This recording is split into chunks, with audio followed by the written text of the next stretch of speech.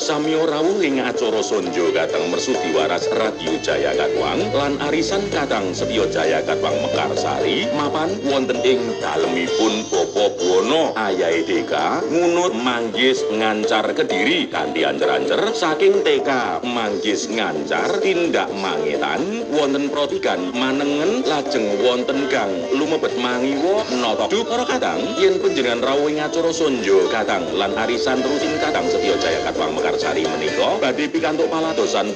istimewa wonten terapi refleksi soco, terapi refleksi suku, terapi TTP teng plas wonten ugi cek tensi darah sarta terapi pijat refleksi suku lan asta ingkang badhe dipun bali dening Bapak Muri Asmara. Dene menawi para kadang mundhut produk-produkipun Radio Jaya Katwang wonten promo diskon sawetawis. Rawuh inggih para kadang ing acara sonjo katang Mersudi Waras Radio Jaya Katwang lan arisan katang Setyo Jaya Katwang Mekarsari Minggu 1 Juni 2000 langkung wiwit jam 09.00 ngantos jam 13.00 siang ing dalemipun Bapak Buwana Ayahe Deka ngunut manggis ngancar Kediri kanthi ancer-ancer saking TK manggis ngancar Mangetan wonten protigan manengen lajeng wonten gang lumebet mangiwana.